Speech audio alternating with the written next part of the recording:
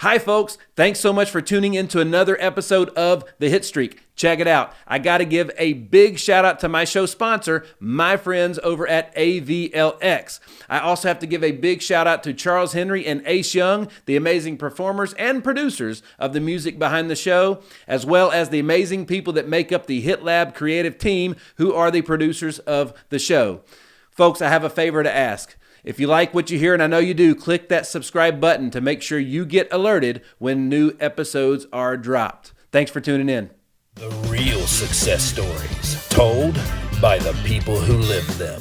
We're going to have some guests on this show that everybody knows, and we're going to have guests on this show that nobody knows yet. One by one, Nick Hyder is adding hits to the hit streak. Blessings, folks. Welcome back to another episode of The Hit Streak. I'm your man, Nick Hyder, and I've got an extra special treat for you with me in the Hit Lab today.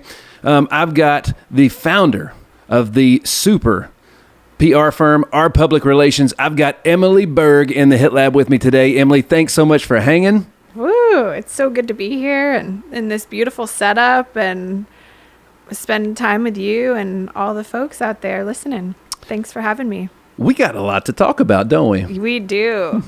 So, I'm super fascinated with what you guys do, because as a business owner, I know that the amount of the best PR, the best marketing, the best things that we've ever done led to revenue, and revenue is why we're here, right? So, can I just address the elephant in the room right out of the gates? Yeah, let's go for it. So, what is PR? I don't know. Oh, hold on. There it is. No, I mean, honestly, it's an ever evolving industry in that it's so vague, but it's also so specialized at the same time. Mm-hmm. I got into PR by being an extrovert and a good writer. So combine those things, and networking and getting to know new people, having a publicist is about relationship building. And so often people will hire us and just kind of expect the Today Show or the cover of Southern Living or some other magazine that they really like. And those things are things that we actually do help with, earned media. But we really are about relationships and getting people to connect the dots that will help them in the long term and have ongoing success and grow awesome. Their business and their name and make some friends along the way. Have a good time. Absolutely. Yeah. Absolutely. You mentioned like the Today Show and stuff like that. Like they have, restaurants develop concepts that are based on a certain market, a certain audience, right? So like, not everybody is at the place that needs the Today Show right now. Yeah. Like there might be a great magazine they might need to be featured in first or something like that. Yeah. Or like right now, one of our clients is at South by Southwest doing a whole event with another podcaster and with other groups of, it's a tech company. And so meeting with other people in their industry, media people in their industry. So that's something that we would help coordinate. And not just earned media, but earned media is often the first thing people, when they call, they want. They're like, hey, can you help me get my name out there? That's like the number one thing that they say. And what I translate that to be is, I want to be in the Tennessean. I want to be in the Scene. I want to be, I mean, these are local outlets, but, absolutely. And that's, so even with a local outlet or even a national, so there's two sides. There's the advertising side where you pay to have a beautiful ad. And then the other side is the editorial where writers and editors and journalists and freelancers write. And so publicists work with that side. A lot of marketers work with the advertising side. And so I think that's something that people often get confused. They're like, well, I want you to say this about my company or my business or my book or whatever it is. And we share that information and then to writers and editors, but they want to make it their own story often. So it'll get translated. And then our job is to make sure that whatever's translated is to benefit our client. So we could send something to them, what we call a pitch, and then it's often in the writer's hands of how they want to create that. And so Sure. the real job is to make sure that it's created in a way that helps the business. That's fantastic. Yeah. That is fantastic. So, Yeah, it's pretty fun. folks, I told you you were in for a treat, right? So, but we're just getting started. This woman sitting in front of me is a superhuman, right? She needs a cape, okay? Let me tell you why. So let's talk about you're a business owner. You're splitting time between New York and Nashville, Yes. right? Which, especially the last 2 years, that's been a challenge, Oh, completely. Yeah. right? But you're doing it. You got, like, I have 2 kids, all right? So my wife and I are still in the man-to-man coverage, right? We're not playing a zone yet. All right. So tell everybody about your family situation going on, because oh my gosh, we got to talk about how in the world you're able to do this. Mom of 5. Say that again. I was waiting for that. A mom of 5. Yes. That's incredible. I know. It really is. It seems like back in the day that was the norm. Like big families were the norm. But now when you have a big family, people are often like, how do you sleep? Like, where do you... Do you sleep? Yeah. Not how do you do you sleep? You know, Yeah. so, well, obviously, so my wife and I have she's 11 months old now, and her birthday is next month. So people are always like, Nick, you look tired. I'm like, well, I am. Yes. I'm extremely tired. But because there was a beautiful girl playing with me all night long in the bed Yeah. between me and my wife. Yeah. So how in the world have you been able to keep it all together, balance it? Like, tell us what does a day look like? So you obviously, you're married, yes?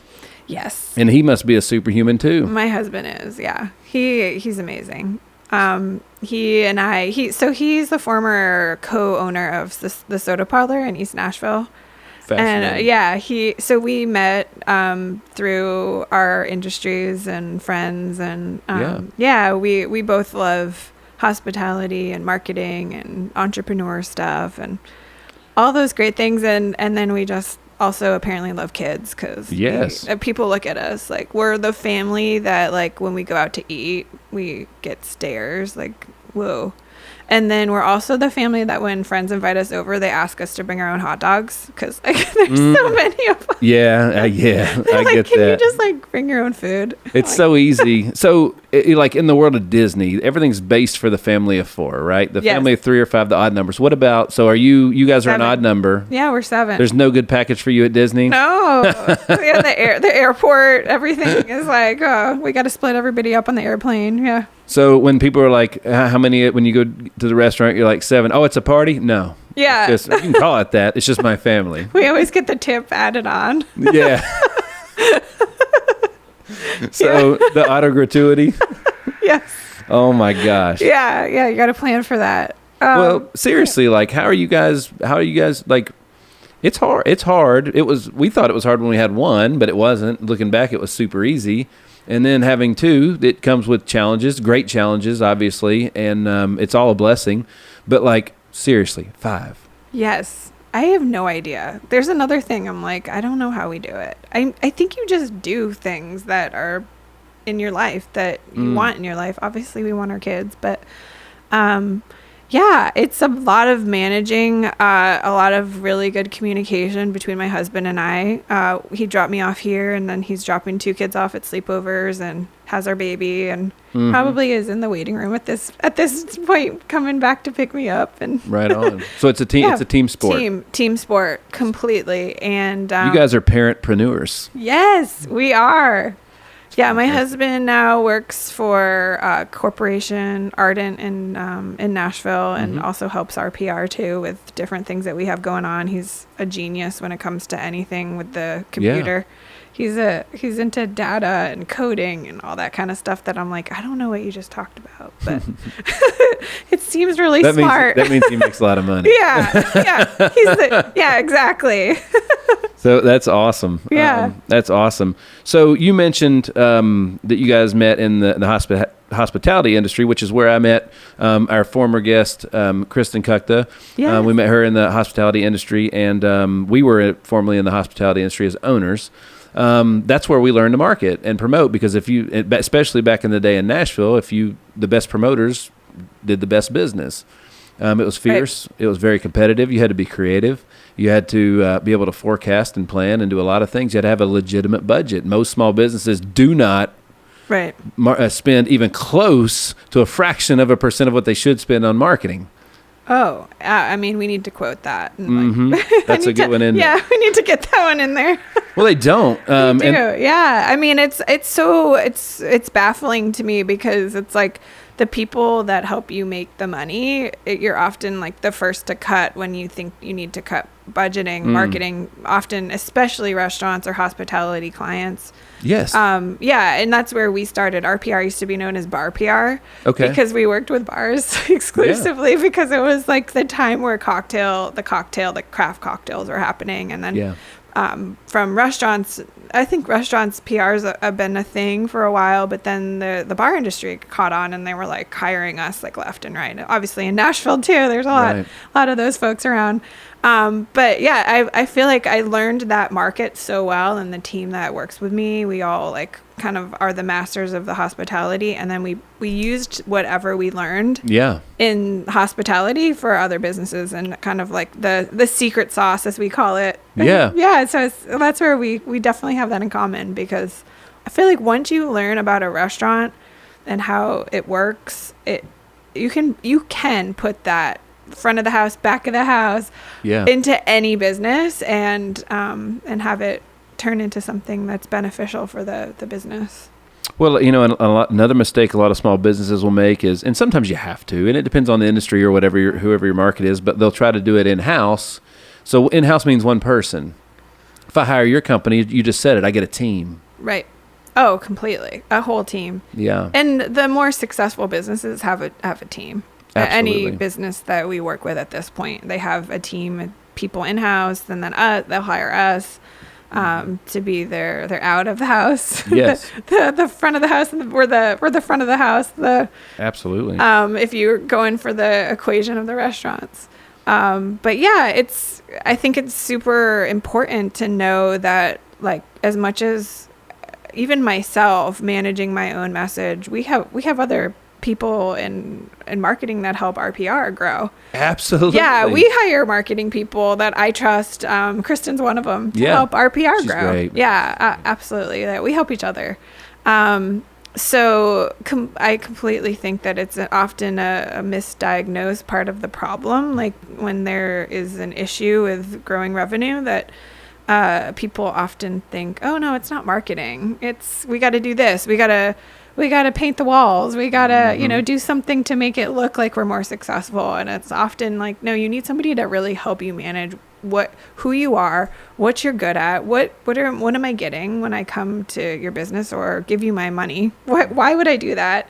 And then also, like, when you come to the PR world, it's the relationships, we really work on the longevity. So client trust, loyalty, all that stuff happens when there's PR involved. I think, because even if you read an article and you like get the essence of somebody's business, you all of a sudden feel like they're your friend. It's like watching somebody on TV. You're like, oh, I know you, even if you don't know them at all. Yes. I always thought in my mind what marketing was for me was, I'm just competing for your attention and your trust. And if I win, I probably got the relationship and I got the business. The hardest thing that any new business, we launch a lot of them, the biggest thing they suffer from, or the biggest obstacle they have to overcome is, so like, I always go back to my last day as a professional athlete. It took me a really long time to stop dressing that way, to stop getting up at the same time I did as an athlete. I was no longer that person, but I was still acting that way. And it took me literally changing everything about what I saw in the mirror to change my mindset. And so they have an identity crisis first, and then nobody can buy from something that they don't know exists. So yes, nobody knows they're there, and they don't even really know who they are yet. And a lot of times those people that you hire will help you find your true identity and your brand message. Yeah, and then get people to know you. Bring people to the party. That's I always right. say we're helping you get the RSVPs. Yes, and I don't look at marketing, PR, anything like that as an expense. It's an investment. Yes, I 100% agree. Yes. There's one story. I had a client And she was very successful in the music industry. We had this great thing going. And she was really confused by, she was launching this online course. She was really confused by nobody was coming to it. And I was like, well, first of all, you haven't done marketing for yourself. Second of all, did you realize that somebody else has the same website as you with a missing letter? And she was like, no way. So she was driving traffic to somebody else's website. People would do that on Facebook. Had no idea. Yeah. I'll see a State Farm agent and they'll put the State Farm corporate account as their job. Yes. So all these their little leads, things. Yes. Oh my gosh, yeah. They're little things that make a huge difference. Like one letter was making this whole entire business not function, and the the scratching of the head, like, well, why isn't this working? And that wasn't necessarily a PR move, but that was definitely under the bracket of like relationship messaging. We do a total brand audit, even like day one when we start with somebody. So we'll look at like everything that's out there, and I will tell you 99.9% of the time, there'll be something missing. Like their hours will be wrong. Their Google business will say they're closed, the letter on the website. And it's like, okay, well, in order to build relationships, people need to know you exist, need to know where your address is, need to know how to call you, need to know like these days, like your social media presence. And it's no fault of anybody's other than like owning a business, and better than most, there are so many things happening all at once. It's like having 5 kids. It's like, there's like, your financial, there's like, all your branding, your, just get sales. I mean, all of the things like all add up. And so in my experience, I've learned that most business owners are really good at probably 2 things. Bam. Most of the time it's one, myself included. Yep. And everything else, you need to find people that are amazing and help you grow, that you trust, and that you really can count on. One of my clients this morning called me and was like, you know what, the reason why we hired you? And I was like, why? I'm like, because you're so scrappy and you yell at me on the phone. I'm like, okay, I love it. It's like, because I need that. That's right. Well, I get that from Kristen. She and I are we figure it out. We can yell on the phone if you're wrong. We're like, no, we're going to do it this way. That's right. Yeah, we do have that in common. There is a direct correlation. My buddy Marcus Whitney that is one of the owners of the soccer team here. Yeah. Super successful venture capitalist in healthcare, super bright. He did a YouTube series back in the day where he was talking about, he was like, there comes a certain level of responsibility to owning a business. And he was like, look in your car. If it's messy, you probably shouldn't start a business yet, because you're going to run your business the same way you run your personal life, right? The way you do anything is the way you do everything. The fact that you guys are able to keep it together, have a great relationship as husband and wife, and have kids that are growing and all that stuff. To me, when I found that out about you, I was like, oh, she's a badass. I don't even have to look. I don't even have to look. You know what I'm saying? So you're working, but I also knew you were working with really credible people, right? So mama 5, right? Healthy relationship, and then working with other amazing folks. That makes you a badass, right? Yeah. So thank you. Well, how important, we were talking about how important is, we've been talking a lot on here and a lot of other podcasts that I've been hanging out with, talking about the importance of a personal brand. Like I was told, the personal brand is 2 things. One, it's your digital reputation, right? You got your in-person reputation and your digital one, and they shouldn't conflict. They should work well together and complement each other. Mm-hmm. And the other one it's the personal brand is recession proof. Yeah. Yeah, it's like, I remember a long time a financial advisor said that my best asset was me. Like your personal brand is the same. It's your asset. It's any business needs that personal brand to, I always start with that. And a lot of times business owners are like, oh no, I want to be behind the scenes. And I'm always like, I get that. But like people want other people. People want the personal brand is, I believe the main, we call it in our world the founder story. Story. That's a PR world thing. You're like, okay, so when you're when you're like digging deep and coming up with different ways to talk about one business, the founder story. To me, that's like the best part. That's like that'd be a great podcast. Yes. The founder story. Ooh, okay. All right. what I'm I'm going to saying? get this set up too. I'm going to have Fiona come. Absolutely. Yeah. Well, Fiona's mine. Okay. Okay. Well, So and maybe she has a friend. So, but actually, no. We would love to. We would love to work with you on stuff like that. Yeah, Absolutely. But the founder story would be amazing. I like how we amazing just came up podcast. with that. Sure did, folks. It's ours. We've already trademarked it. By the time you see this, it's done. You can't have it. Don't take it.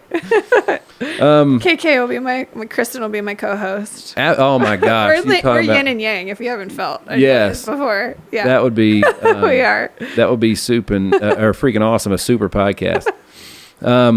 So, well, let's talk more about PR because, like you say, it does get confused with marketing a lot, and it coincides with marketing very well. Or they work together, right? Absolutely. So, I've heard we were talking about it off camera.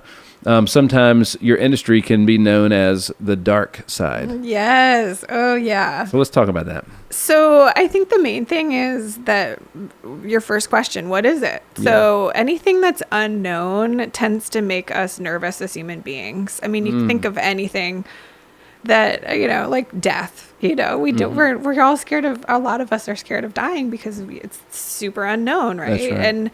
And so there's something like as deep as that. And then there's something like PR that is like, what is this? And I think it gets misassociated by things that people don't know what's going on behind the scenes. So what would be an example of one like in Hollywood today that's happening right now? What would be like a PR stunt or something? Oh, completely. The Kim and Pete. Kim and Pete? Yes, Kim and Pete. So that makes me her feel better. sister was getting a lot of attention with Travis. So Courtney and Travis, they were like everywhere. You know, that was like all the rage. And then the whole thing of that PR people got brought up, publicists got brought up, was like, then all of a sudden Kim started dating Pete. And so she was getting more attention. And now everywhere you see is Kim and Pete, Kim and Pete. Right. Kim and Pete. Keat. Like, what did I just call him? Keat. Did you just coin that? Yeah. Oh my gosh. This episode's going to go nuts. This is it. So the whole thing was about, that she makes more money when she's in the spotlight more. And obviously, like, everybody does. Did anybody, I mean, we like people that watch SNL. I like SNL. Like, I knew Pete, but he wasn't like Pete. Now he's like, you just say Kim and Pete. You don't even need to know it's Pete Davidson. That's right. And like that he was on SNL and like he's pretty brilliant when it comes to that kind of stuff. Yeah, he is. Like, you know what I'm saying? Like he totally all the way down to the way he looks, but all that's on purpose. Oh, 100%. It's almost like Jim Carrey would say, a character. And I will tell you, there is definitely a publicist like very much involved in their relationship and where they go and where from what they're eating, like going to Staten Island, like who goes to Staten Island and then they're going on dates. Like somebody behind the scenes in my industry is working how the media is receiving these two celebrities. And so we don't work with people on that sphere, but we work with people a lot with their behind the scenes persona and then their behind the scenes persona and their public persona. And so often clients are like, well, no, anything from like how with a restaurant, how their actual plate looks like versus how you're staging it. And then how their personal brand or persona behind the scenes is different than their public persona. And so we're often like, no, this is like, okay, you're actually an authentic person when you can have two sides of yourself and still be authentic. That's right. That's great. Yeah. So I think that going back to the dark side, I think because it's unknown and because there's some of that navigation, word weaving, like negotiating stories, a lot of times people think that publicists are the dark side. Also, if a lot of people on the team of our PR and on our team are journalists, and they're often like, oh, they get nervous that they also work for us. And it's like, well, we're going to the dark side. That's kind of the thing, right? Because it's like, instead of coming up with the creative side of the story, you're pitching the story to be written by somebody else creative. And so Most of us at RPR are very creative, and we've had to like work around that with like, well, you're actually helping a lot of businesses versus working on a story that you're assigned to or like having to pitch it. And so I tend to think that it's not so much the dark. It's kind of like it's the bright side. It's the good side. It's the sunny side. We're going to change the narrative around here and make it less about like what's not transparent. Like we'll definitely educate our clients on like what we're doing. Right. And often like even very smart clients that like have an idea of what PR is, like yes, they like to know and they like to learn that, and also just helping their public and private persona grow. You said something before when you're talking about the dark side, like people don't really know. Here's what I do know about PR. Everybody will agree they need it, but they don't know why. Yeah, that's so true. Right? Yes. That's why they write the check and they're nervous. Yeah. Because they're like, I know I got to write it. I have no idea like what it does, but everybody agrees they need it. And so this is where I'm going with this. So in the world of sports, when you build, my dad and I have, it's his. I just help him. But he has Sandlot Sports, which is a local nonprofit specializing in youth baseball. And as a sanction, he's one of the most sought out sanctions in the country for elite travel baseball teams, 13 to 18. Hundreds of teams come to Nashville a year to play in his events, right? From all over the United States, Canada, Puerto Rico, everything, right? When he built Sandlot, it's not the major leagues, but the major leagues is the highest level in which baseball is played. So everything he does is in some form, it mimics it in some way, right? So like everything that he does is to either go in the direction of or mimic the way it's done at the highest level. And the biggest businesses, the biggest celebrities, the biggest people that draw revenue all have PR. Oh, yeah. So every business should strive to have it at some point. Absolutely. I think I definitely agree with you. What I have learned is that there's a stage in the business that it's a good time to get the PR, because those successful businesses, they're in what we publicists would call the management stage. So you're managing that message that's established, or if it's a newer, bigger business, you're helping establish it. Mm-hmm. Some people that haven't had their brand really fine-tuned that come to us aren't a good fit for PR at the right. point that they are like, well, we might be doing this, we might be doing that. You need to have your vision and you need to have your brand before you call a publicist. And that's another like misconception, because people see these bigger businesses or Kim and Pete and they're like, we want that too. Like if we get a publicist, that means we're going to be famous. And it's like, well, right. You gotta know who you are before I can introduce you to the party or get those invites. Yeah. I love this. I'm working for those applauses. Dude, it's so much fun. Well, like, what's a good analogy for this? So, there's every product, there's enough to go around, right? So, some people like Pizza Hut, some people like Papa John's. Both right. companies are great. There's enough to go around. Not every, just like you said, there's certain stages. 6th grade math isn't good for somebody in 1st grade. Right. So it's when the time is right, and having somebody you can trust to say, hey, I'm interested in this. And here's what I got. You guys obviously run diagnostics, basically an overview and everything. You're like, cool. Well, when you get here, call me. Right. And that has taken me about 10 years to like realize that, because I love people. My background, I have my master's in social work. I worked in foster care. I'm a tried and true people person at the core.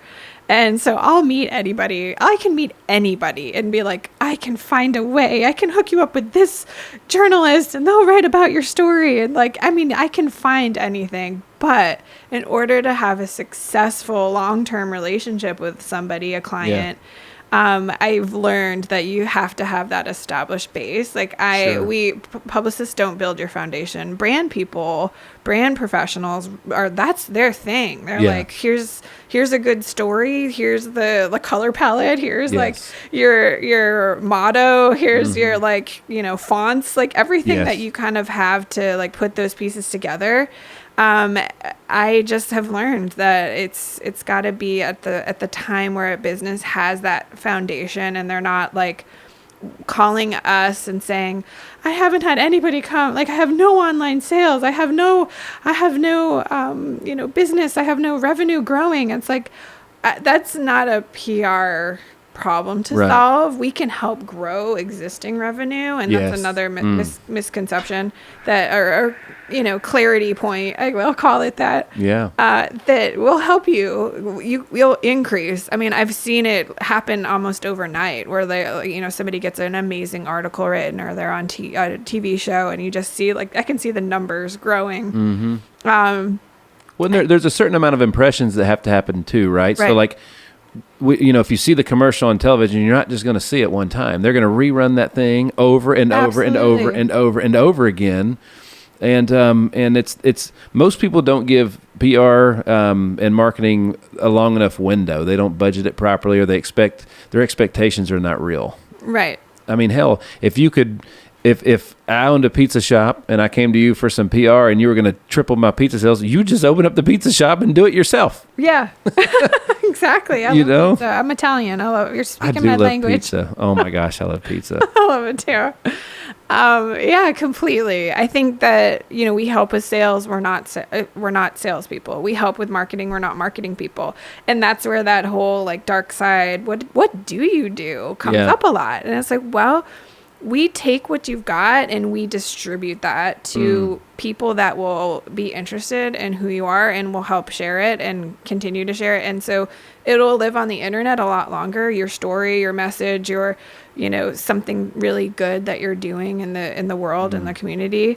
That's our goal, is to make it live for a while, and not, with advertising your as soon as your budget stops, your story stops. With PR, you could invest in 6 months of PR, and that could just be it. I wouldn't recommend that, obviously, but it could get you a lot of traction. But 6 months minimum, right? Oh, minimum. And we do have a program called The Launch, where we help solopreneurs, authors, like people with the, like, very base foundation. It's kind of like the starter package. Yes. Just getting them going, and I that's my passion project, because I get to meet those people that I'm like, I can help anybody. You're raising them, man. That's awesome. Yeah, and I've seen such great success with that, where it's probably a macro or micro outlet versus macro. So, like, some a smaller audience, but the smaller audience might have a lot more engagement, and so they'll get, on something like Authority Magazine is a medium outlet. It's not huge. It's not like the Today Show or O Magazine, but we'll get them a bunch of interviews, and then they feel the buzz of buzz. Yes. And I mean, who doesn't want that? Like, there's a reason we love buzz. Like, whatever it is, as human beings, we're looking for the buzz. Everybody that comes in here and does what you're doing right now, it's like you want to do it again. It's fun. It's a lot of fun. I can remember when the first time I was quoted in the New York Times a long time ago, and that was really, really cool. And then I guess it was 2020, or was it 2021 when NBC, Fox, and CBS did those? I guess it was 2020. No, it was 2021. It was last year. We got featured as an entrepreneur to follow. That was really neat. Yes. I love press. I saw that. I love trophies. I love press. Yes. I love all that stuff. Yes, you like gold stars. Yes. Oh, you got those. Tell me I did a good job. Yeah, who doesn't? That's right. Let's be real. That's right. We are all looking for the gold star. And and as you should. I mean, if you're building something and you really believe it, I will edit what I said, the established part, because if you're building it and you're just one of those people that you want to just focus on what you're building, hire us. We'll help grow that. Don't take the chef out of the kitchen. Yes, exactly. Because that's where the magic is. Yes, exactly. Yeah. And the most successful campaigns, somebody is focused on their one or two areas as the business owner that they're really, really own. Absolutely. And not get too distracted. The more unsuccessful that I have seen are people that are just literally all over the place, and they're like, oh, well, why aren't you just doing your job? And it's like, well, this is a symbiotic relationship. I need to know and things to help me give that to the public and give that to the media and help grow your business. Like, you got to share. Yeah. We got to work together. It's also like, I have a hard time. It's hard to be in the business, manage the business, build the business. And then, like, a lot of the marketing and PR is knowing where the pulse is, right, and being able to read that. And there's no way, I don't think that you can do it as well as you could. At least you're selling yourself short if you're trying to do all that. Your business is going to suffer. It has to, right? And then how well can your PR marketing be if you're not on the pulse of what's happening right then and there, knowing when the events are, where they are, how to get in or how to get featured or whatever, like. Or knowing what the rumors are about you. What's the whispers behind your back, right? I didn't even think about that. That's awesome. I hope people are whispering behind my back. That means we're doing something right. I mean, there is something. I will tell you, Jason Dady was my first big PR client. And I mean, it was so fun. We'd work together and he'd be like, Emily, get me on this show, get me on this. And I was like young and super hungry and I would do it. Like anything he wanted and he loved it, I would just go for it. The Scrappy was coming out. Yeah. And he said to me once, I remember getting so upset because there was something he did and he got all these comments and people were giving him like the hate comments, you know, like we've heard about those, right? The trolls came after him. And I remember being like, what do I do? And he's like, honestly, when you get those troll comments, that's when you know you've made it. And thank you. You gotta have haters. You gotta have haters. They build buzz. They help you build buzz. And without them, it doesn't. I mean, any famous person has them. And I mean, name one that doesn't. Absolutely. I mean, even Gandhi or you know, Jesus. Yes, Jesus. I mean, there's bad reviews on Jesus right now on the internet. It's sad. Like there's always going to be somebody who's got something bad to say. Yes, it's like, okay, that's. I'm going to add that to my spiel about this because. Yeah, it's and I'll see it, and even for myself, you know, if you get a bad review, honestly, this is funny, on Facebook Marketplace, I had a 4.8 out of 5, and this is Facebook Marketplace, and I obsessed. I was like, who gave me the 3 stars for selling my plants or whatever it was? I searched the guy, and it was like, what the heck? Like, man, what did I do? And it really bothered me, and I thought of all my clients. I'm like, if I'm getting this rattled by the 4.8 on my Facebook Marketplace seller account, like, you know, it's a big deal. I mean, nobody's undefeated. Right. Nobody married the first person they went on a date with usually. Like, it's rare, right? It's rare. There's always, you got to go out and have some shots on goal. And, you know, the more shots you take, the more you make. That's right. You know what I mean? Yes, exactly. And I mean, the whole term of cancel culture has been a big buzzword in our industry. Like, what is cancel culture? And really what it is like a whole bunch of haters just came after a business. And hopefully they hired a publicist or a PR team to help. Well, the haters might hire a publicist. Yes. Right? Exactly. So if you're up against people that are saying things that you don't like about your brand, well, are you at least playing with the same, did you take a knife to a gunfight? Like, you know what I'm saying? If they hired people, did you? Yeah, exactly. I will tell you the past 2 years have been all what we call crisis comms, which are a lot of businesses calling where they felt canceled or about to be canceled, and it was something that happened or some mandate that they had that they followed, and this happened or this happened, and we would just be like, okay, this is our plan. And honestly, it was most of the time very simple, but the person really needed to hire us to like let them know they weren't going to be canceled, and that here's how we're going to get the good news rolling again. You've got an anniversary coming up. Let's focus on that. This was this tiny little bar called the Thirsty Goat in California, and they had this something. The Thirsty Goat. That's awesome. Yeah. They were like, I was obsessed with them. It was a really small, like, crisis comm client that we just helped grow. And the owner called me just a few months ago, recommended us. They're in California.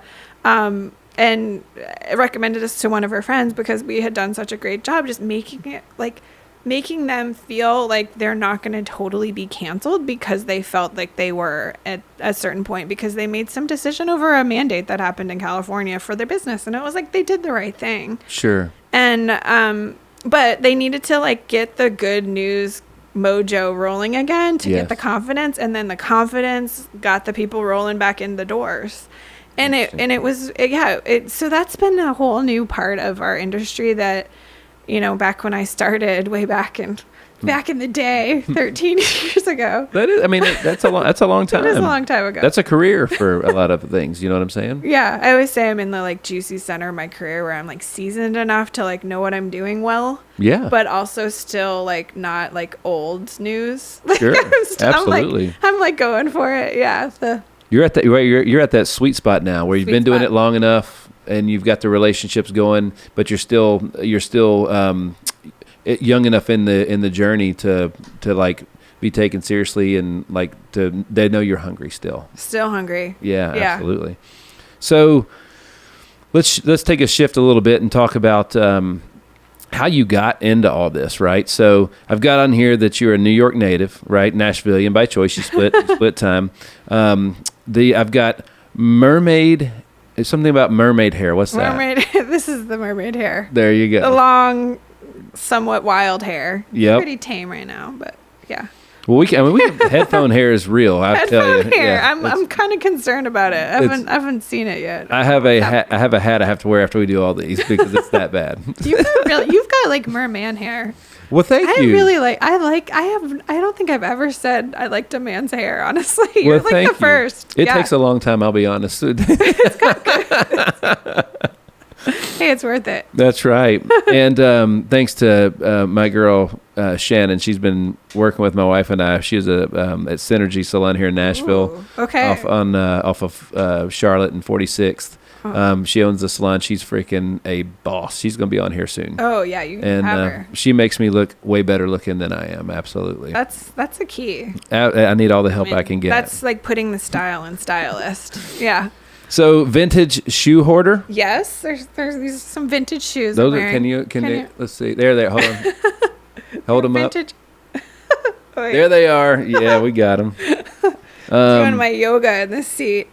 Vintage shoe hoarder, cycling junkie. Yes. Right. That's probably family. Is that a family affair now? Nope. Is that just like yours? That was like therapy. That's like It's Peloton now. It was Joyride. It was Therapy. Yeah. Like a. That's part of you taking care of you. Yeah. Yep. Good for you. Yeah. Mother and hugger. We hugged. Yes, we did. I was We like, wait, did. let's do a hug. That's Obviously, traveling. You're a boutique hotel seeker, right? Yes. So, all right, favorite one? Oh, geez. In Nashville? No, anywhere. Anywhere. Oh. Let's do New York and Nashville. How about that? Hotel. I love the Noel here. Okay. Yes, that's my favorite. They owe you some money now. You're welcome. I'm gonna send them this video. And New York. Okay. There's a place called the Jane Hotel. It's super. It feels like you're in Wes Anderson films. I'm into them. They're like super cool, weird. Yeah. Cool, weird is the vibe. Cool, weird. I like that. And so you can stay. There's shared bathroom option. Not my thing. But it's like super tiny. Like it feels like you're in a boat. But then they also have like regular rooms too. So it's like affordable New York, but like weird cool. I would say that's my favorite. So I like fancy, but I also like off the beaten path. This is a really cool experience that I would never have had other than just traveling and checking this place out. They have a really weird, cool coffee shop there too, which I love. Coffee shops are my thing. That should be on my bio. It should be. Yeah. I just added it. That's where I started to get my clients is I'd be waiting in line. What's your drink of choice? Lattes. Lattes? Yeah. I'm going for like cardamom lattes lately. Little different spice in there. Right on. Yeah. I love coffee. Very cool. I probably drink way too much. Well, you also drink a lot of pink drinks, yes? Yes. Pink drinks are after 5. There you go. 4:00 sometimes. Well, it's depending on New York the day. time, it's already 5. Yeah, So let's go. We'll go get one after this. Well, that's cool, man. So you mentioned you've been in the business for 13 years. That's right. So let's talk about how you got into it, though, right? So I've got on here that you had experience running an award-winning website, Defining Delicious. Let's tell everybody about that. Yes, Defining Delicious. That was my first baby business. So okay. I moved to Texas and just wanted to get to know the scene there. And I would just eat out and write about it. Yeah. And this was back before bloggers were like a thing. And I just was like, I'm going to write about it. And so it was my website. And then all of a sudden, like, people were calling me and being like, hey, can I pay you to write about this? And I was like, wait, I can make money doing this. Mm-hmm. And I was like, oh, I don't know. And then it was the whole, like, how can I take your money and still be authentic? And do I really like what you're offering? There was this moment where, like, some company offered me some money to review some product. And I was like, I didn't like it. And then I wrote about it and they got really mad. And I was like, but you told me to review it. And they were like, yeah, but we paid you. So you're supposed to give us a good review. And I was like, but I didn't really like it. And so this was a whole like journey I went on. Did they do like Monica did on Friends, where she was chasing the guy that gave her the bad review? they were not happy. And then I got a job at Taste Magazine, which was in Texas, and it was food and bev and design. Mm-hmm. And I wrote this like a beautiful article on this chef's wife that was making this amazing bread and giving it to all these different restaurants. And she was like a behind the scenes person. And it was just one of those things. I was like, I love journalism. I love writing. I had co-written a book with a friend of mine in grad school, and we got it published, and that was super fun. Yeah. So I don't have that in here. Oh, that should be in there. I don't know why it's not. That's probably mean. I don't know why that's not in there. What was the name of it? Beyond Burning Bras. Say that again. I want to make sure I get this right. Beyond Burning Bras. Beyond Burning Bras. So it's Beyond Burning Bras. Yeah, so say that like 10 times. It's exactly what they're hearing, right? It's exactly what they're hearing. So what was it about? It was about beyond burning your bra. Like, how are you making a difference in the world? Like, you don't need to burn your bra to make a difference. Like, you can like stand. That's awesome. You can stand up and like say, you know what, I don't agree with this, and like in a board meeting, and like change the culture of that conversation to be awesome and beneficial. And like, so the whole point was that you can make a difference without like burning their bras. Like, literally, that's what the whole book is about. And we profiled people all over the country. What like, you had me at hello. You know, that's really, so you guys were in school when you did that. Yes. So very young, and you guys came up. I know, and I was like, it got published super easily. Such a good title. Not self-published. We had a publisher. Like, I still get money from it. Wow, good for you, man. Crazy, yeah. I told y'all. Told you. So you're welcome. You're welcome. And then you mentioned, let's see. Blah blah blah. You mentioned Jason Dady. That's what I was looking for. I love that. Like, blah blah. Let's skip over this part of the bio. You're Jason Dady. Where do we go after Beyond Burning Bras? Like, I was looking for it. It stumped me, dude. It stumped me. So is my face red? Whenever I say the title, it makes everybody uncomfortable. Yeah, is my face red? It's one of those titles you're like. And honestly, I need to get a reprint because the art is just like these lines. I don't know. I mean, we didn't know what we were doing at the time. Like, why did I say that was okay? Like, they're literally just these lines. I'm like, this needs to be like fire and flames and like somebody throwing a bra into something. Yeah. Needs to be way more interesting. Yeah. Well, the name is awesome. It threw me. Yeah, you're like, where do we go? Where does this interview go now? Like, what is she gonna do? I don't even know. Well, Jason Dady's a big name. Yeah, he's a big Texas name. Mm-hmm. Super sweet guy. I joke that he follows me on Instagram, and he's very selective about who he follows. So sure. It's kind of cool. No, he taught me a lot about the industry, about, you know, picking who you hang out with. Mm-hmm. And yeah, I mean, we got him on Iron Chef, and man. Yeah, he's amazing. Very, very cool person, and owns a bunch of restaurants. And yeah, so as soon as people knew I worked for him, that's kind of how one thing led to another. And then before I knew it, we were doing bar PR. There you go. And that's what led into RPR. RPR, yeah. Right? So to your current stuff. That's awesome. Yeah, exactly. So yeah, it's amazing. I call myself, you called parentpreneur. I call myself an accidental entrepreneur because I'm like, how did this even happen? Yeah. I just like kept following what I liked and who I wanted to work with, and it just one thing led to another, and so I'm super grateful for all the people along the way that I've learned from and got me to this chair. Well, let's talk about how, like, if you had to give advice. So every person that's thinking about starting a company, or everybody that has if maybe their company's new or it's not where they want it to be, they're probably going to hear this and be like, where do I start? Yeah. Where do I start? So you mentioned you had a starter package, right? So say I'm Nick and I've got a brand new, we'll just say I'm really familiar with health insurance agencies, right? So I got a health insurance agency, and we've won a couple of awards, but like, we're ready to expand. We want to expand. What should we do?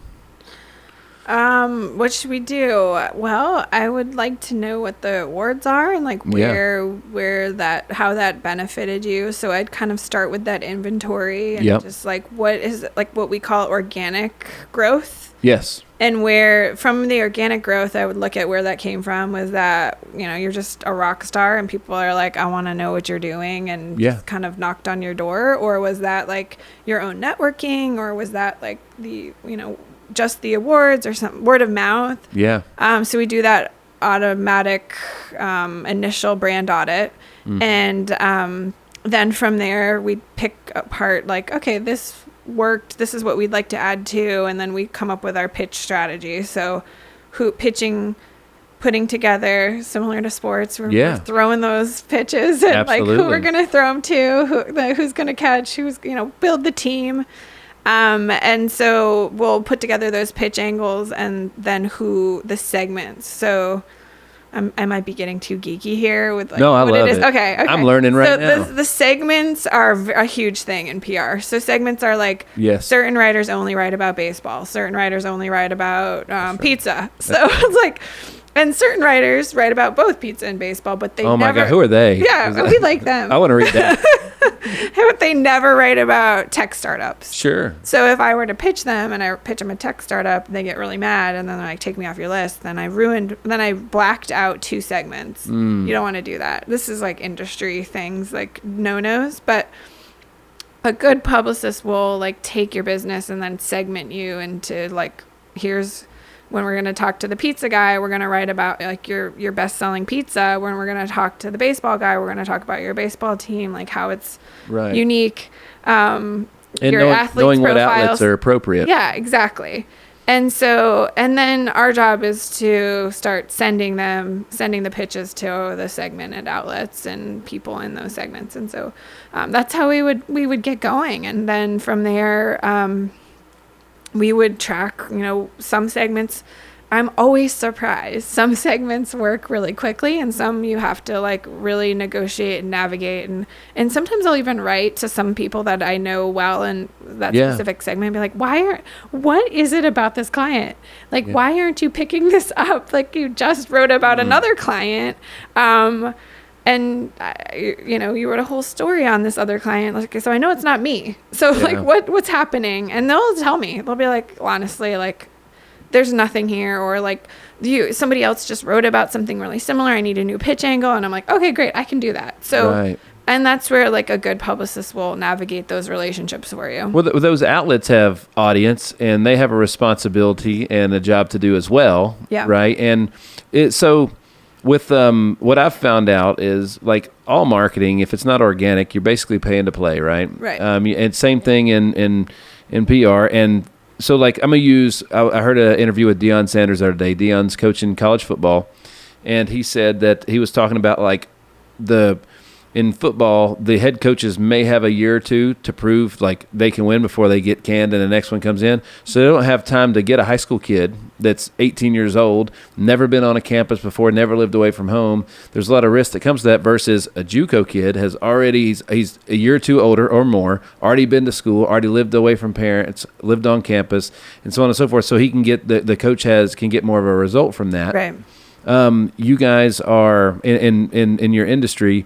Like, if those outlets are depending on you They're not looking for me. They're going to go to you and say, who you got? Do you have Nick? Yes, they're going to, exactly. And even when I was writing and just a journalist, I would only write, source my stories with people that had a publicist. Here's the reason why. Most businesses don't answer their emails. It's really hard to get a hold of them. We have quick turnarounds, you have deadlines, and you need an organized source, meaning you need somebody with a Dropbox link. You can be like, hey, I need to look at this more than your website. So that's a big part of what PR people will do for you, is put together that media folder where the media person can just kind of do a deep dive with anything that isn't visual on the internet.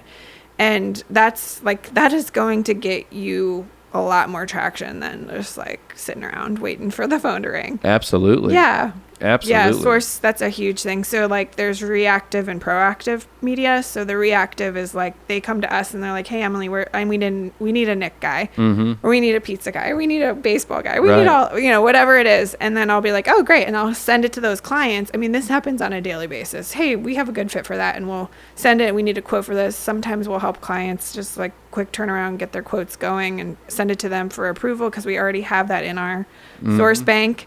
And then the proactive is what I was talking about before, pitching to those segments and making sure that, we're getting it to the right hands, we're getting the story to the right people in the right hands. Well, you're almost like a filtration process too, meaning if the company's working with you, they're going to have a certain amount of credibility just because they're working with you. Yeah. Versus, if Us Weekly, whoever it may be, featured somebody that, and you're another level of support to vet the process and make sure everybody's qualified so that it's good for the platform's audience that's running the final story and stuff, right? Absolutely. Yeah. And they already have relationships with you, not me. I was just going to say, if I were not to be in my industry, if I were to own my dreamy pizza shop that I've been talking about. We're going to get one. Yeah.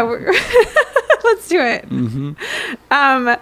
I would hire a publicist, honestly, just for that reactive, because those are automatically guaranteed stories. So a lot of our pitching, you have to keep pitching and pitching. It doesn't always happen overnight. Say that again. A lot of our pitching doesn't happen overnight. Nothing does. Exactly. Gosh.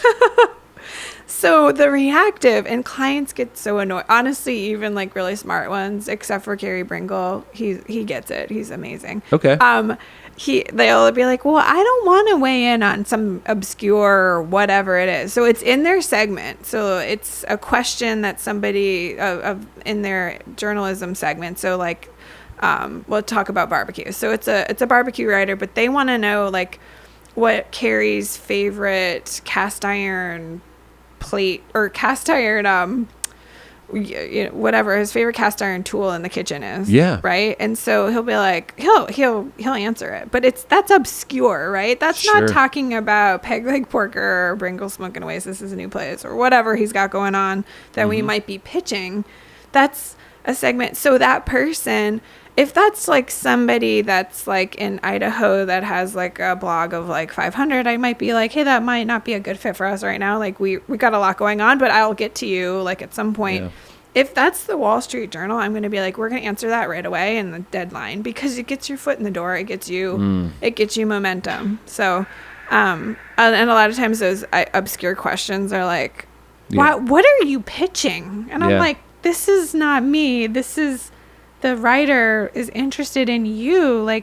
That's saying no to a friend being hey, can you weigh in on this? That makes no sense if you really think about it. And I will tell you, it's one of the most pain points for new clients is answering those obscure questions because they're often very particular about we hired you because we want you to talk about our opening or we want you to talk about this. And I'm I got that. And we're doing that. But I'm telling you, this will help. And it does. It'll help build long-term relationships. So, the other thing, too, that I could imagine, I know maybe when I was green in business that, I would say, well, just because I did what they did, I should get the same results. But at the end of the day, if you put their brand versus mine, theirs is just better. And it's going to perform. Just because I got in the outlets doesn't mean the public's going to it's your job to get it there, right? And make it as pretty as it can be and based off all the stuff that but that doesn't mean that I'm competing against other people. You have other clients too besides me, right? Yeah, not just that, but it's like that is where we got to work together. Like Yes. you got to have something good for me to tell other people about. Like it's got to be interesting. It's got to have magnetism. What I say is like magnetism is I like that. It's important because I can't make up interest. Like I can get your story or your business to the right hands. We have those relationships. You go and you fight for. Oh them. yeah. Like I'm not sitting around. Like if there's a lull with any client, I will like be up at all hours, like figuring it out. Like I'll be LinkedIn messaging writers. Like I'm scrappy. I'll like go for it. I loved the old show Entourage. Yes. And Shauna, the Vince's PR girl, who she was freaking like holy like crap. Like she said more F-bombs than Ari did in that show. Yep. And she was fierce, man. She was always fighting for her people, though. Yeah. Yeah. That's what we do. I mean, a good publicist will not take no for an answer. And if no is the answer, they'll be respectful and they'll be like, well, what about this? Mm-hmm. Well, what about this? Or they'll be like, okay, this person doesn't work, but there's 15 other people that I can write an email to and ask them to negotiate the story. Yeah, I've been known to like go in like all in, just like if I really have my heart set on like this particular outlet is a really good fit for my client, I'll go all in. And so we have a target of at least 6 media bites for every client, no matter if you're a launch partner, which is like the slow and steady, like the beginner program. Yeah. Or if you're like existing, it's like at least 6 a month. So that's like two That's at awesome. least 2 a week. I mean, that's fantastic. That's a lot. Least, average. So yeah, one to 2 a week. Well, that's I've learned a lot today already, and I know more than most for what I'm saying. Like, but this is really cool, man. Cool. So you're out there when you do fight for these people, their businesses. Obviously, too, you have relationships that we mentioned before with these outlets. Probably when you come back a second or third time, they're probably like, well, maybe we ought to take a look at this. Yes. Yeah. Knocking on the door is essential, and saying the same message and like following up also essential, but also like saying the same. So you have one business and one business. So like Peg Leg Porker is a great example. So they don't really change their menu. They've been in Nashville for a long time. There's one business. How do we talk about that one business over years? I mean, we've worked with Carrie now for years. Yeah. It's being really creative, and it's also coming up with new ways to talk about the same thing without talking about the same thing, if that makes sense. So that's where like the creative journalism hat will come in. There's a lot of selling. Yeah. You guys are in sales big time. Selling stories. Yeah. Yeah, absolutely. Yeah. And in sales, it's all about following up. Oh, yeah. Completely. But not being like too annoying. Yeah. Absolutely. Because that's the art of the follow up is what I call it. Yes. Like, you don't want to be like the next day. You don't want to be like 2 weeks. You want to be like. And everybody has their own preference, right? If somebody's like, no, leave them alone for a little while. Yeah. Like, we can come back with something else in a little while, but just like let them cool. That's right. And you have relationships with all those people, so you know when to apply pressure and when not. Yes. How often to follow up. Because like I'm pretty aggressive, so like I go nuts, and I like it when people do that to me. Yes. Like it gets me respect. So I give respect for that. So, but not everybody's like that. Some people it's annoying, gets on their nerves, and it rubs them the wrong way. You got to know. Right.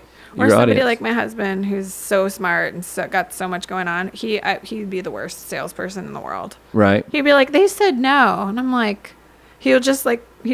He probably has a lot of patience. Oh, he's so patient. I'm like, well, they said no, but I want them to say yes. And I'll knock on the door. I'm working on patience. I'm working on patience. That's an art. It is an art. And I'm hang out with my husband. I'm not good at it. He's like this. He's like a monk. Yeah. Yeah. Awesome. It's amazing. Yeah. That's he one of our. He married a feisty Italian, but. 2 of the people on our on the creative team here at the Hit Lab are some of the most. They have the perfect mix of patience, but when it comes time to be fierce, they get it done, and that's a perfect balance, and it's very unique. And I look up to both of them so much that they can do that. Yes, They've got like this snake energy where you're like slither. Yeah. If I need to like use my venom, I'm gonna use my venom. But like most of the time, I'm just gonna be like hanging, like chill. Yeah. That's right. It's a good energy. It sure is. Yeah. So you're educated. You are educated. You have degrees in psychology and philosophy and a master's in social work. Sounds pretty impressive. It is impressive. That's a lot of years of tuition. I'm still paying it off. So, well, that's the thing. But I mean, you're living. I always talk about being a parent was the greatest gift that was ever given to me because it changed me for the better. Right? All of a sudden, I didn't understand for a long time words matter. I didn't understand for a long time. I'm pretty rough around the edges. Not a lot gets to me. Right? So, I assumed that everybody else was that way too, and I didn't understand that. And all of a sudden. Now all of a sudden, what the ripple, like if you drop a rock in water, it's gonna hit something and affect it later. No matter, it just depends on how big the ripple. Everything I do is gonna affect my kids. Oh, 100%, 100%. And we're writing a story that they read every day.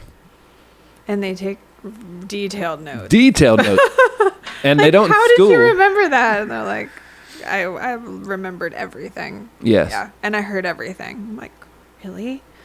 Yeah, I mean, my kids are the reason I own my business. Honestly, I was like, how can I find a job I really like and pick them up from school? And so like, I don't take meetings from 3 to 4 most of the time. Today was an exception, but thanks. it was a half day. I appreciate it. That's right. It is spring break time. All that stuff. Yeah, it worked out. But yeah, I that's a standard for me, and also dinner time. I mean, I won't work. I don't have my phone. No phones at the table. We are like we're together for dinner and the school pickup. I guarantee that. And weekends are dedicated to my family. That's fantastic. And that has been a journey as well, like to have those professional boundaries because I love what I do. I don't feel like I'm working, so. It definitely. I like it. I'm just like, is this coming to an end? Because I'm like, I'm getting more of these. Mm-hmm. Yeah, we're getting all the juices like coming out at the end. Yeah. Well, like, you hit the nail on the head when you said you love what you do, you love your family, and balance is key to anything. Right. Right. And, like, I was really fascinated to get to know you more, just to figure out like.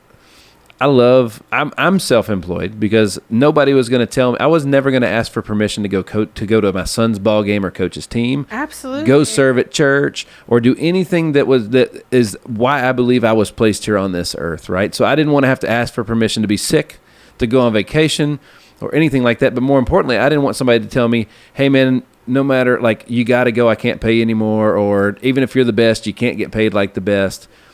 I had to be in control. Yeah, I had to be in control. And you like, if you did have safe money, right? You did get every 2 weeks, you got the paycheck that wasn't good enough. You wouldn't have the flexibility you'd spend less time with your family with a fixed schedule. Oh, completely. Yeah. That's when I knew immediately, like I just loved my own thing. I made my own major. So it started off in college. I was like, can I make my own major? They're like, nobody's ever done that before. And I was like, cha-ching. I made my own major. I was taking like nursing classes and like history of Japan classes. And like, I was just like, I don't want anybody to tell me I can only take these classes. Like, it's my learning. That's so awesome. So I'm going to make up my own major. And I look back on it and I was like, that's when I became an entrepreneur. That's when I was like, bam. I don't want anyone to tell me what to do. I want to break rules. I want to have my own schedule. I want freedom. I love freedom. Yes. I mean, you're free to work as much as you want, grow your business as big as you want to grow it, spend as much time with your family as you want to do it, all that. You are free. Exactly. And the more I live into the freedom, the more successful I've become. Like, it's so not the mindset. I love my parents. My dad worked in a prison. A state job. My mom's still working at 70 as an ER nurse. They're hardworking people. They think in the mindset of like, I work and I get paid, and I work and I get paid, and their life is successful in the sense that they worked, they leveled up from their family. Yeah. Both my brother and I are entrepreneurs, and it's so crazy because they're like, how did we do this? Like, how did you, wait, what? And it's like, well, we really appreciate the stability that you guys gave us with your jobs, but like you never had your own you. Yeah. And my mom especially like loves her job still, but and that was another motive from my kids. I was like, I want my kid, like, how can you tell your kids be anything you want and you not be anything you gosh. want? And so and that is like honestly another part where I was like, I have to create my own life, because this advice, I want to give you this advice, but I can't unless I'm living it. Because otherwise you'll look at me and be like, similar to church, when you like listen to somebody and then you notice. I remember as a kid, I grew up Catholic, and I remember like seeing people that were like my teachers, and they would tell me not to lie, but then I'd hear them lying. And I'm like, you kids notice that stuff. Yeah, absolutely. And I would always be like, well, how can you be teaching me that and not be living that? And so most teachers that teach business in colleges are employees. Yeah. That sucks. Yeah. Yeah. Golly. Well, so live into freedom. Yeah, that's awesome. Totally. That's a book. Yes, that might be a podcast too. Okay, we're making podcasts. We're making more books. Yeah, this is a good conversation. The founder's story, live into freedom. That's awesome. I really like the founder's story. Yeah, absolutely, that's really cool. Yeah. Absolutely. We need to buy some URLs, don't we? Yeah, we do. Okay, good. Wait, Emily, I'm blown away. I'm blown away. Your story is amazing. I look forward to following it further. I'm so grateful that to Kristen for introducing us, and I need to be working with you. I would love that. So we're gonna be doing some stuff. I would love it. We're gonna be doing some stuff, and she's already thinking, I don't know, do I want to work with Nick? I totally want to work with Nick. I love this whole vibe. I'm into the vibe. We like to have a good time. Yes. I mean, that's, again, if you're not working and you're working, you're working. That's right. That's right. I think that makes sense. I don't know. If you're not working, you're working. See, there's another one. If you're not, I mean, for a long time, my son thought I worked at Whole Foods because I would always take him there after school, and he's like, Mom, do you work at Whole Foods? Super funny. I was like, I should. Yeah. The amount of time and money I spend here, but no. And I'm really glad you don't know that I work, because like, that's a great point. Yeah, because you're thinking that, he's going to work with me at Whole Foods after school, and it was kind of an aha moment for me. I was like, oh wow, I think I've done my job. Now he knows what I do. He's always like, what is this, Mom? Okay. Yeah. Still trying to figure out what PR is. My whole family still scratching their heads. Well, the good news is anybody that really wants to know is going to know when they get to watch this. Hopefully. That's right. I hope through all this, through Beyond Burning Bras, we've they got to listen to it 3 times, because that's how I know they'll remember, right? They got to hear it 3 times. And then I bet you get some more of that mailbox money from burning bras.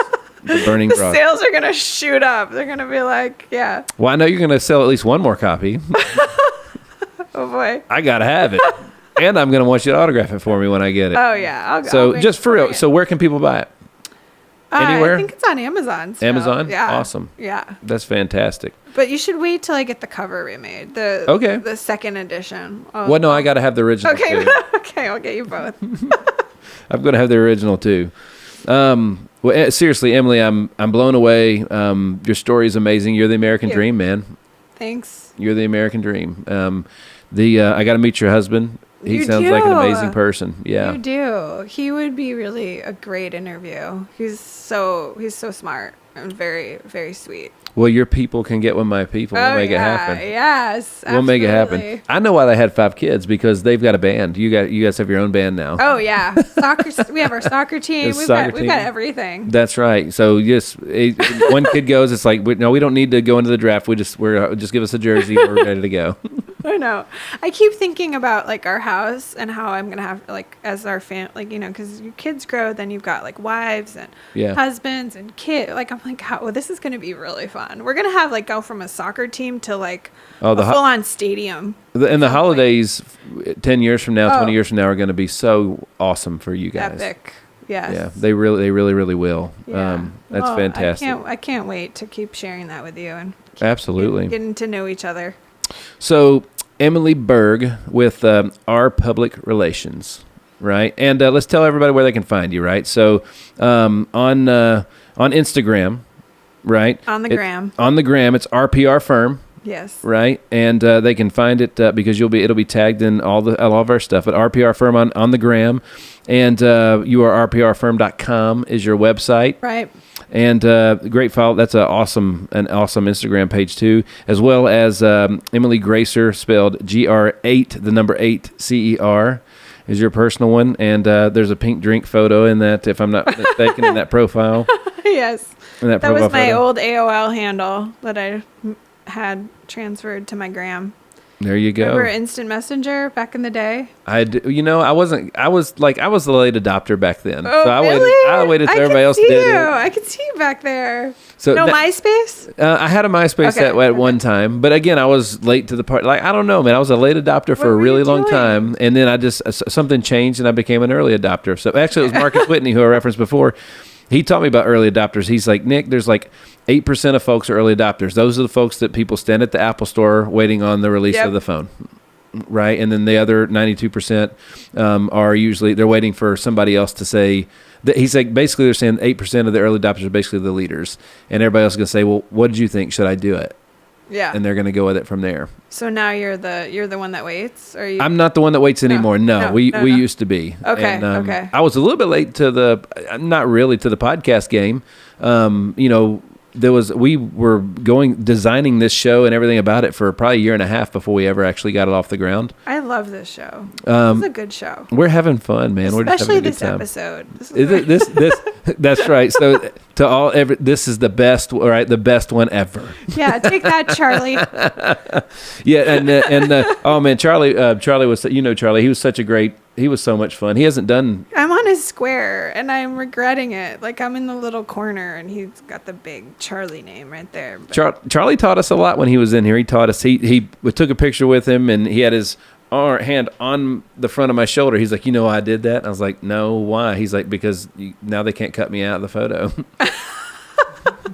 Whoa. Little stuff like that. Wow, yeah. Well, I need to re-listen. Oh, he's great.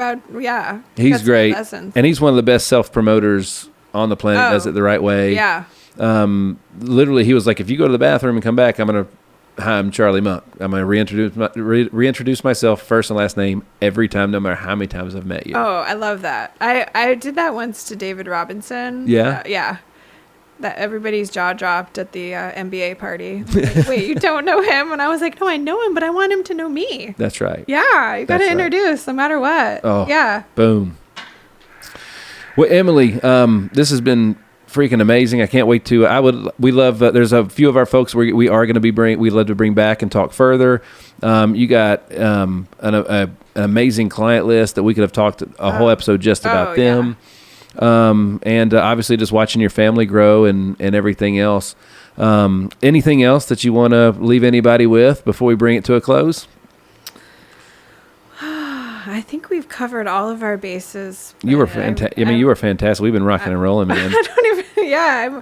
I feel like this has been a great experience. And if anybody has questions, email me, call me. There you go. You can get in touch with me. I'm very accessible. Send me a LinkedIn message. There you go. You can you can find them on rprfirm.com, at rprfirm on the gram, and she even gave us Emily at rprfirm.com is her email address, right? Yes. So all you folks that are interested in PR, which you should be, and you need it.